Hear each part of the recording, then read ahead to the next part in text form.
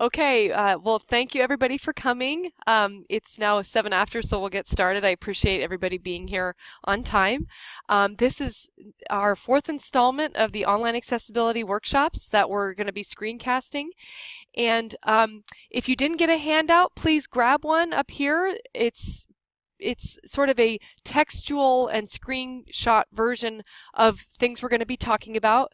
It's literally a duplicate of what is on the website, but I know that for some of us we like to have paper next to us when we're doing things, and we don't want to have to toggle back and forth between multiple screens, and I am one of those people. So I as uneco-friendly as it is, I like to have a paper version of what I'm doing.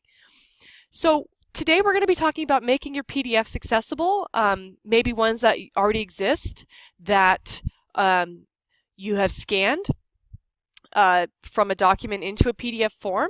So what I'd like to start out by doing is going to the online accessibility at DVC website, which you can do with me if you want, or you can just choose to follow along.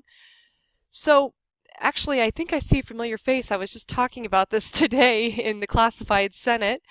Welcome. So if you go to the online accessibility at DVC website, and then you go down to Module 4. Module 4 deals with accessible PDFs. And I think most of us know what a PDF is, but I just wanted to talk a little bit about a few details before we launch into the procedure. So PDFs are nice because just by their name, portable document format, they're very portable. They can be opened up on almost any platform, printed from almost any platform. So they're Mac and Windows agnostic, and they're just generally liked by many people, and they're very common format that we use, especially here at DVC. We have tons of PDFs on our website. Each of our departments and each of our programs has lots of PDFs. Why should we create accessible PDFs? Well, oftentimes what happens when we have one is we have a form. Well, there's two ways that we can create a PDF. Sometimes we've drafted something first in Word, and then we convert it to a PDF. Is that usually what most folks in here tend to do when they make a PDF? Start in Word. Okay, good. So we'll talk a little bit about that. The other way that a lot of PDFs are born is that you have a document, like we'll just use the handout from today, for example, and you, let's say an instructor gives you an article, or you found something that you want to put up on your program's website, but all you have is a paper version. You can go and scan it and then convert that or save that as a PDF. The only problem with that is that usually when you scan something, it just creates an image of that document. And there's nothing really in the code that tells someone who is blind, perhaps, what is actually being said in that document. It's literally like it's taken a picture of it, and that's it. Now, to someone who's sighted, you can still see what it says because you can read what the picture says. But to someone who's using a program like a screen reader, like a blind person, it would just say blank or unknown. And I'm going to show you that in a minute. So what we want to do to create an accessible PDF is add what we can think of as tags. So tags are like labels that are attached to the PDF that tell somebody what type of text it is. In a way, it's almost like using styles for some of you who have been to previous workshops. And we can have a computer go through and perform a process called optical character recognition. You don't have to remember all these things. I'm just kind of giving you the backstory. And what the computer will do is it'll go through and identify each of the words in that document and essentially make it readable for a screen reader. So it's important to do it. I had said in the Classified Senate meeting, we want to encourage students to come to our campus to take our courses, regardless of whatever disabilities they may possess. If a student who is blind is contemplating the notion of going to college, and then, they happen to live near DVC, and they go on the website and they want to fill out some forms, and those are PDFs and they're not readable, it doesn't mean to say the student's not going to end up coming here, but we might have just lost someone. If we're throwing up barriers in their way, they might decide, well, maybe college just really isn't for me, and forget it, you know. So on the flip side, if they go to it and it's totally readable and they can take care of all their business in the same manner that any other student would, then it's much more inviting. And we have to promote an equitable environment.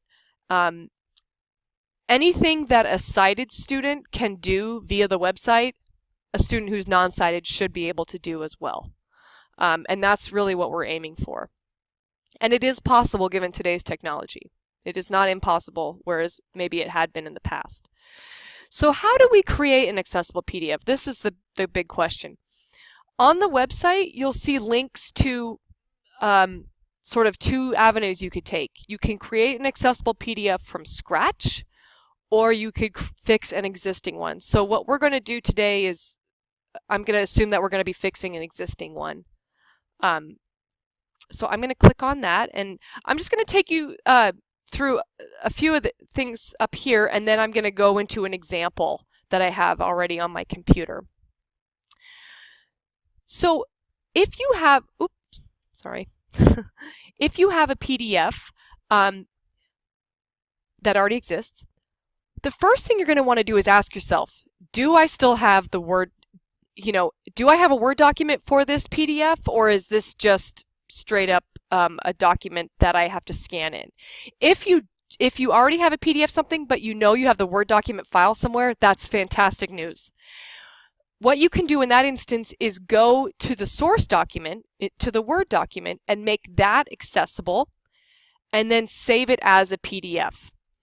And theoretically, all of the features that are in your Word document will carry over to the PDF if the source document is already accessible. Now, how to make a Word document accessible is sort of another topic for another workshop. But you'll notice on the website there is a module for that as well, which is Module 2. So you can go into that and learn about how to make a Word document accessible. So it's always nice if you have the source document. If you don't have the source document, do not despair. There's lots you can do with it. So all of you as DVC faculty and staff should have access to Acrobat Pro DC. And to do the processes that I'm going to show you, you will need to have Acrobat Pro DC. You might already have it, and it'd be worth checking. If you do not, again, no need to despair. You can either bring your laptop into the help desk and they'll load it right then and there, or if you use a desktop, you can submit a SysAid ticket to have it installed. And it's free to all of us that work here. So the handout that you have, let me go grab a copy. Svetlana, here you go. You're welcome. So again, the handout is really just I copied and pasted what's on the website onto here. So what I'm going to do right now is go through an example of a scanned document. So I'm going to go away from their website momentarily, and I'm going to use this. It's a resume of a fictional person. Her name's Marsha B. Bravo.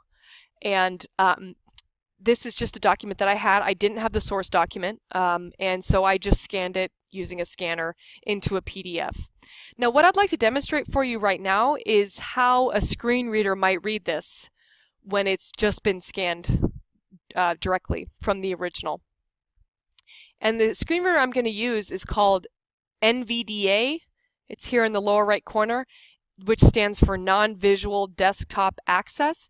That is a free screen reader that you can download for Windows. If you use a Mac, VoiceOver is already on your Mac, and you can use that to do kind of real basic testing as well. But NVDA is free for Windows. They don't offer it for Mac, unfortunately. But again, you don't need it because you have VoiceOver. It's an Australian product, so the voice sounds a little Australian, or almost even British. So you kind of got to get past that. And it does sound very robotic, so I just want to prepare you for that. So I'm going to open up my NVDA. Welcome to NVDA Desk. Well, okay, your account Mozilla 5 desktop. Okay, so again, sounds very robotic, but we're going to roll with it. So I'm going to go over to my Marsha B. Bravo resume. Reading on sticky note. Okay, now I want to point out something. You might have noticed after I opened my NVDA and then I opened my my document, I got this message, reading untagged document with assistive technology. So what's great about Windows these days is when it detects that a screen reading software program is open and you're opening a PDF that is just an image, it will give you this message. So you can certainly follow the commands on here. And what this is saying, sorry, every time I move my mouse, he starts to talk. I have to remember that. You can run this process, and what that's going to do is it's going to run the optical character recognition through the document. I'm not going to do that right now. Cancel. Marsha B. Bravo resume.pdf Adobe Acrobat Pro DC unknown. Okay. I'm not going to do that right now because the process I'm going to take you through is slightly more detailed. In a pinch, certainly that's a good idea. It's going to make it relatively readable, but I'd like to maybe go a little more in depth with you into the process.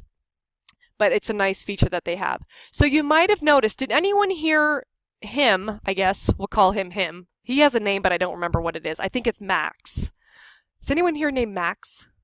No. Okay, good. Did you notice he said unknown? Okay, now I'm going to try something else. I think normally if I was using this, I would use this command to have it read.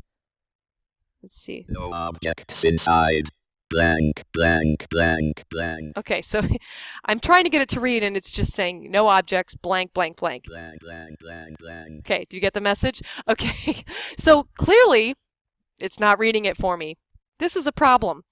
Okay, so I'm going to turn off my NVDA. Exit NVDA.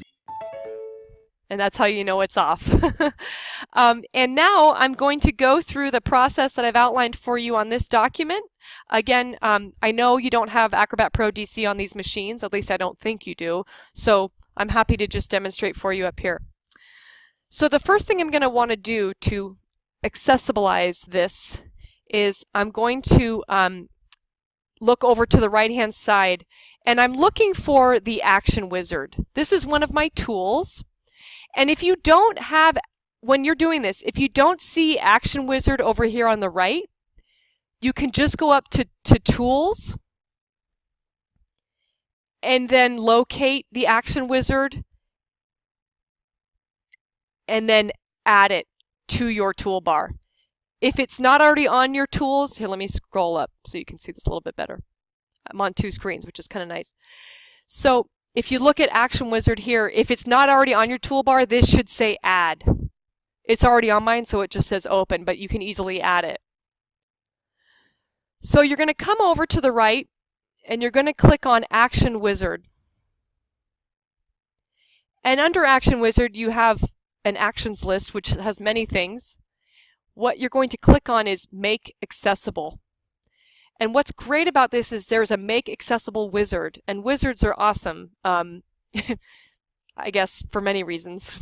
But in the computer sense, wizards are cool because they kind of hold your hand through the process, and that's exactly what this does. So once you've clicked the Make Accessible wizard, you should see the file name. I'm kind of tethered to my microphone here, but you should see the file name here under where it says Files to be Processed. And then you can simply just click Start. And it's going to take you step by step through the wizard. Now the first screen you're going to see is the description screen. And this is why I like going through the wizard, because doing the quick infer reading order thing that we did when we first opened NVDA doesn't actually go through all these parts. So in the description, you do, by default, you won't have a title. You want to add a title.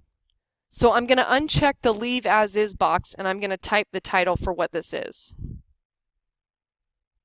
Marsha B. Bravo resume. Now, why do you want to add a title? Well, someone who uses a screen reader, you know, as a sighted person, when we look at something, we immediately look at the top of the page and decide if it's something we want to read.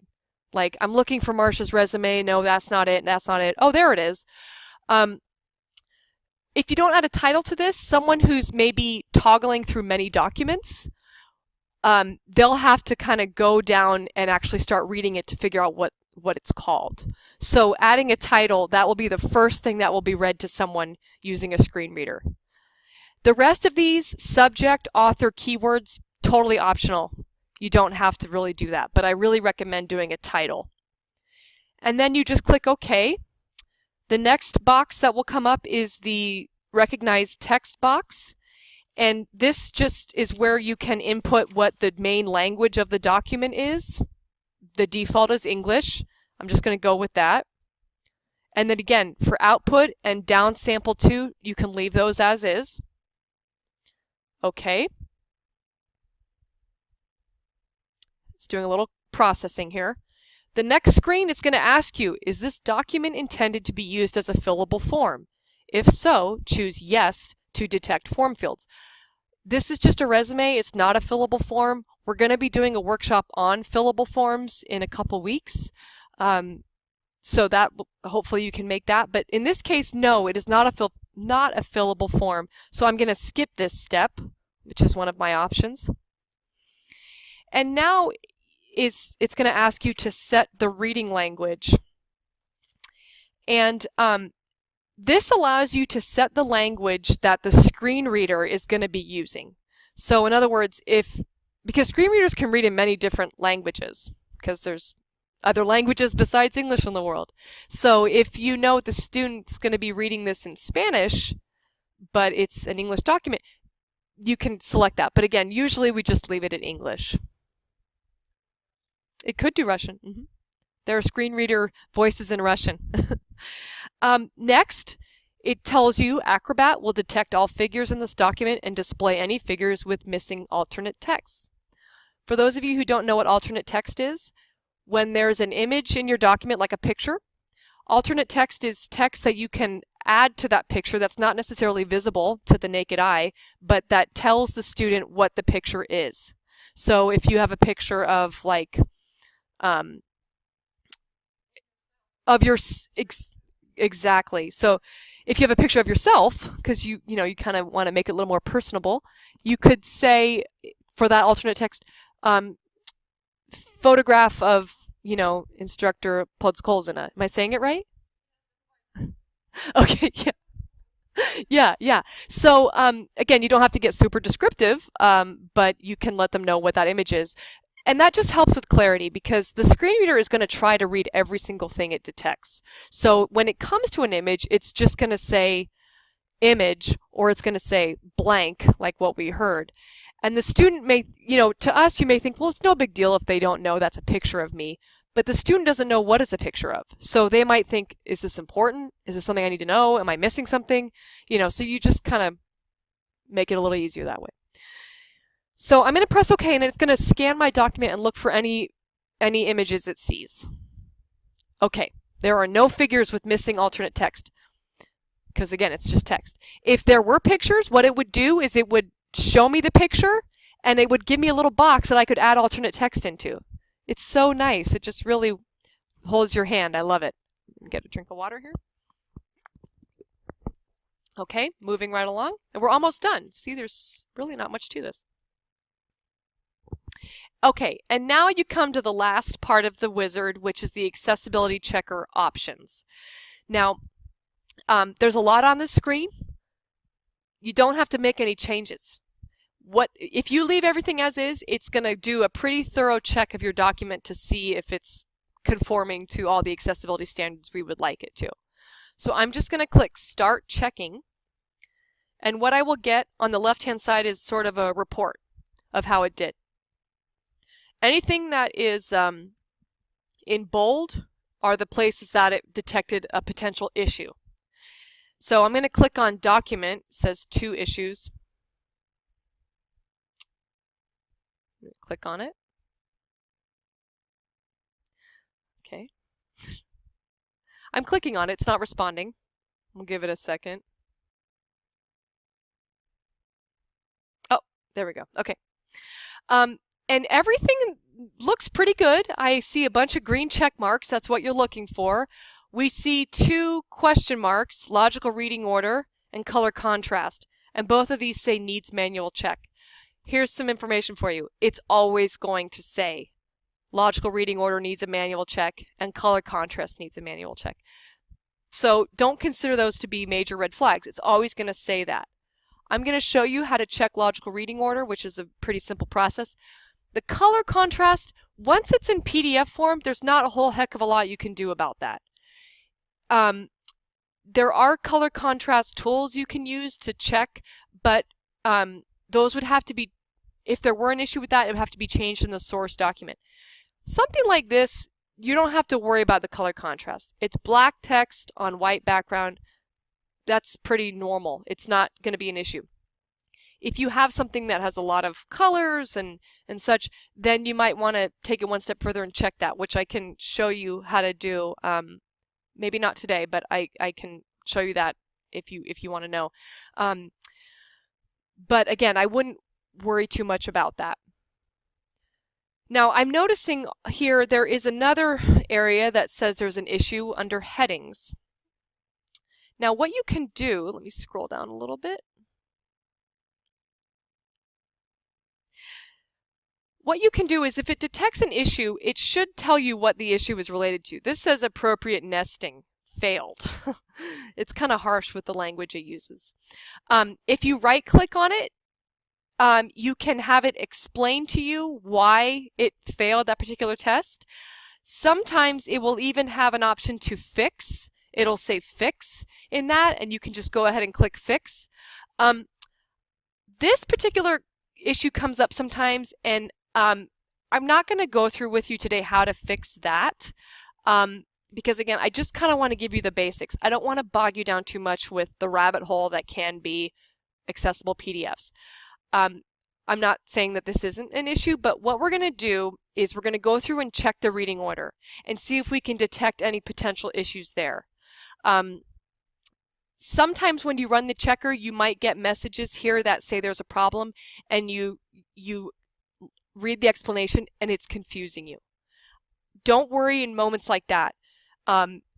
Do the rest of the steps that I'm going to show you. If there's still problems, then please let me know or let DSS know. We can fix your PDFs to make them accessible. I'm not trying to suggest that each staff or faculty member has to become an expert in this. What I'm trying to impart to you is some simple things you can do on your end to make them more accessible, but certainly we are always there to support you if something about this is confusing or the issues you're encountering are kind of beyond your scope, okay? So just wanted to let you know that. So I'm going to take this notification about nesting, and I'm going to close this out for now, and I'm going to keep that in mind, but I'm going to go through the rest of my check to see if everything else seems good. Okay. The next thing that you can do, once you've run the wizard, and you can see now it is completed. So my wizard is completed, but we're not quite done with working on this document. What we want to do now is correct any errors that the optical character recognition made.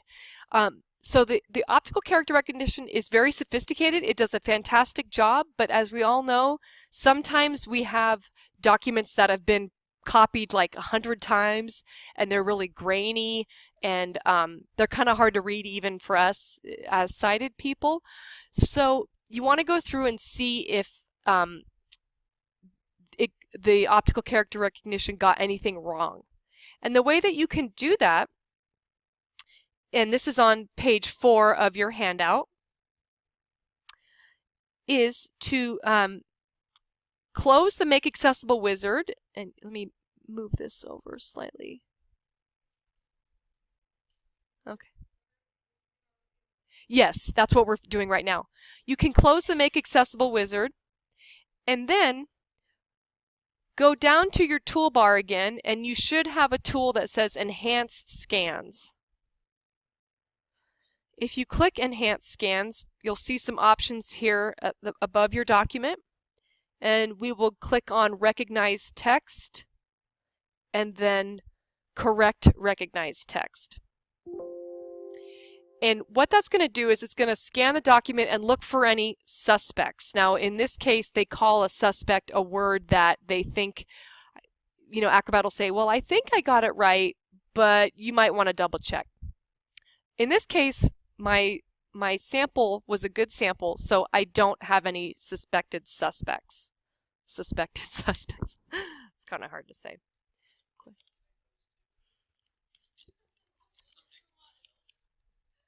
That's a good question. So the question is that would it pick up typos? I don't think it would. I don't know if it's that smart. But because what it's looking at is just, is this an S? Is this a T? If it can't tell what letter it is, it's going to do its best to guess, but then it will have you check. Right. Yeah, and it will read exactly as it's seeing it. So again, if you notice a typo, if at all possible, go back to your source document. But again, I know that's not always possible. Okay, so it didn't detect any suspects, which is good. So the last thing that you can do to check your document is to check the reading order. And this is important because this is going to show you exactly how a screen reader is going to read it when it's reading your document. Okay, to do that, over on the left-hand side of your screen, we've been dealing mostly with the right, but on the left-hand side, you have these other tools here. And what we're looking for is the order button. Now, if you don't see the order button, if you right-click on the white space part of this, you can add these tools. Mine is already here, but if you don't see it, doesn't mean you can't add it. So if you click on the order button, what it's going to do to your document is it's going to basically put a little box around everything, and over on the left, it's going to show you the order that things will be read in. And you can click on these. See, if I click on one, it's a little hard to tell with the screen here, but it makes it a little lighter blue. And I click here, and there's that, and I click that, and there's that. And so you can kind of tell by looking at it the order in which it's going to read. And kind of go through and see. And this looks pretty good. It looks like it's pretty much in line. Let's see. Okay, so let's say you find something that's out of order.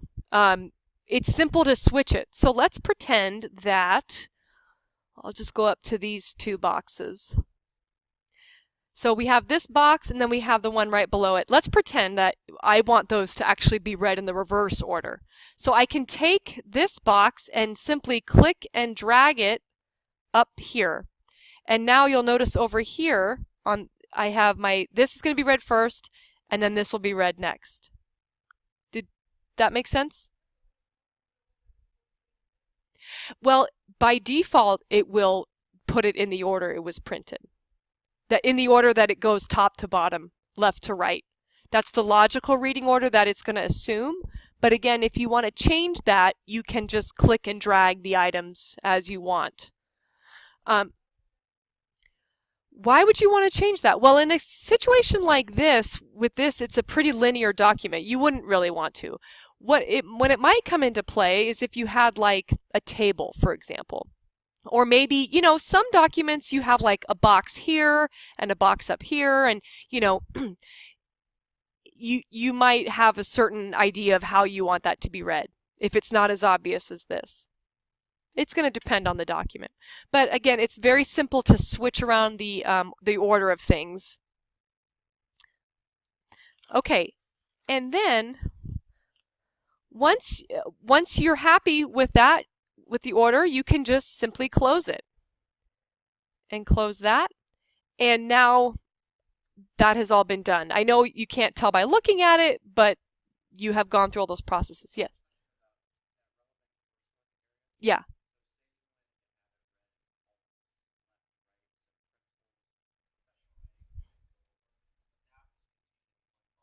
Okay.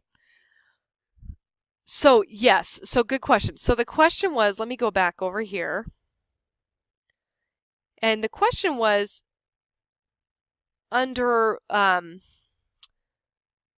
okay, oh, up here. Yeah. Under relevant coursework, what if you wanted, well, actually, how it would read the way it is it would say principles of management. It will say bullet, principles of management, bullet, business finance. But what you're saying is you would want it, what if you wanted it to read bullet, principles of management, bullet, professional writing, bullet, business finance, bullet, organizational behavior. Okay. So what you could do in that instance, if you, let's see, I believe you could, that's a very good question. I think at that point you'd have to move into the tags tree, which would be in the content panel, which, see, this is where we have our containers. Let's see. This might be getting a little more detailed than what we had planned today. This is an excellent question, and this is a good example of how, if you really want to get into the nitty-gritty, you certainly can. But to give you a short answer to your question, we would have to probably go into the tags tree and manipulate sizes of boxes and things like that. And I would like to get more into that as I personally become more skilled in really the nitty-gritty remediation. And again, if you have something like this document where you're not particularly happy with like the order of things, like again, it does a good job of covering all the text, but if you want it to be sort of broken up into smaller chunks, DSS can help you with that. And again, I'm working on learning more about that. It's an excellent question. Okay, so we come back to our document here, and what I'd like to do now that we've kind of remediated it a little bit is to play for you this document again in our screen reader with our friend Max and see what it sounds like. Okay.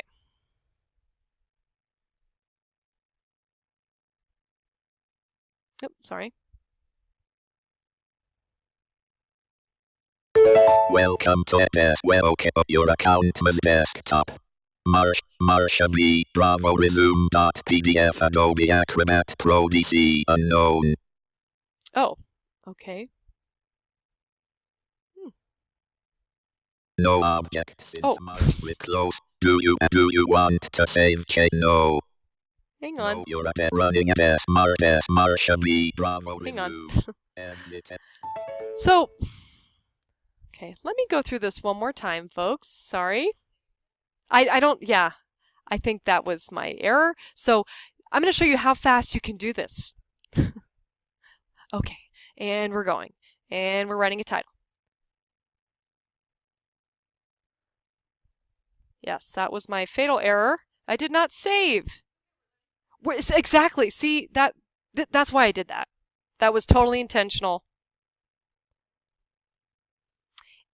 And luckily, I know from reading the reading order that I was pretty happy with that. And so I don't need to make any changes there. So what I'm going to do now is come over here and save it.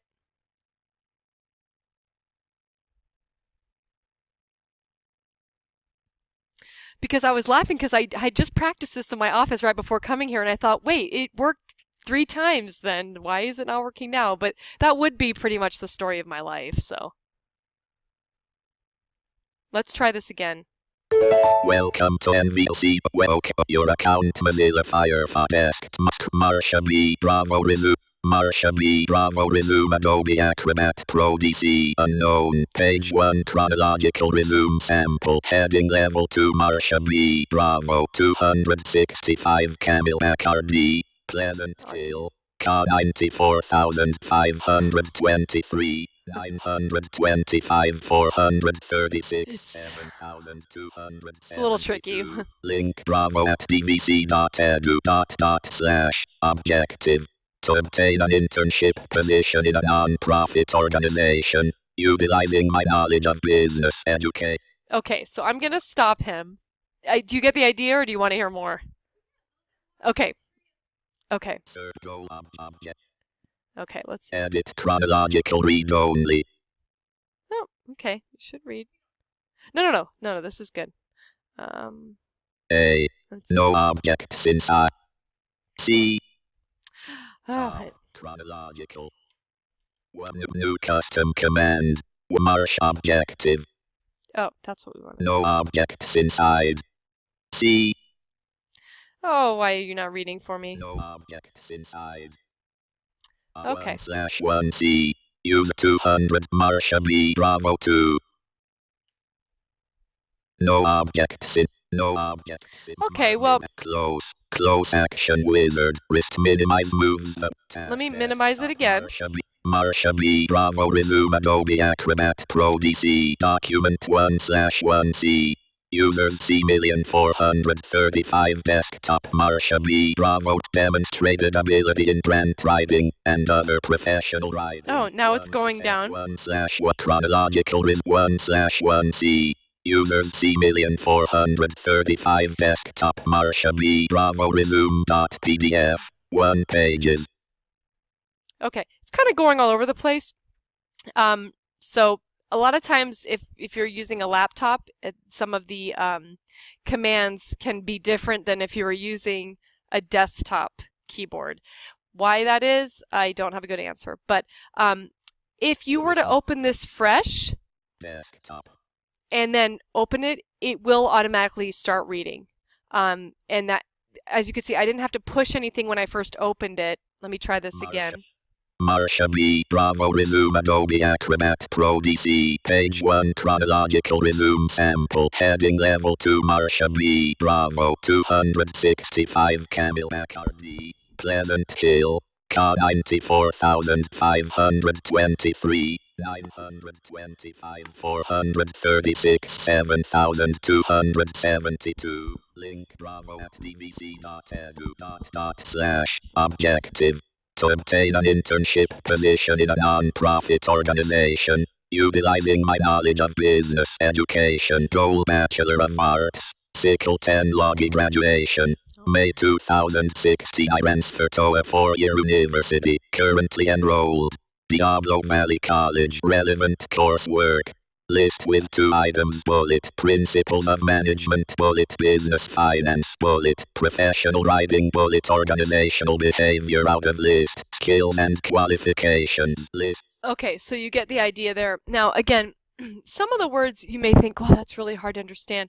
And again, I hope in the future to offer some further training in really, if you notice that it's pronouncing a word wrong, how can we go into the further into Acrobat and correct any errors there. But today you have learned to take something that was completely unreadable and make it somewhat readable, much more readable than it was before. And for today, that is our goal. So please stay tuned for further trainings in this.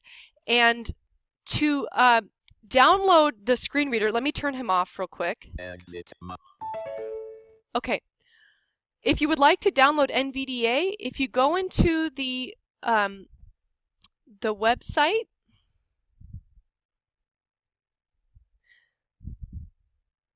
and go into Module 4 and scroll down, there is a link for how do I test to see if my PDF is accessible, and you can run a test with free screen reading software, and clicking on that takes you to whether you're using a Windows or a Mac, or Windows PC or a Mac. I'm just going to click on the NVDA one, but it has some information about NVDA and then also the website to go to download it. And when you first download NVDA, it has trainings, a real quick training thing that takes you through some of the basic keyboard commands for using it. But as I said, if you just have NVDA running and you open a PDF, it's going to automatically start reading it. So you can tell right away if it's going to read it or not. And if you find that it's totally not reading it and you think to yourself, well, I went through all these steps that Carrie told me about, what gives, contact us at that point and we'll take it from there and turn it around for you. Okay? Sure. So that concludes my presentation, but I can hang back if any of you have any questions, and I will be putting this up on the website for you to refer to later. And I appreciate your questions, and there's a lot more work to be done in this area, so I look forward to doing it. Thank you so much.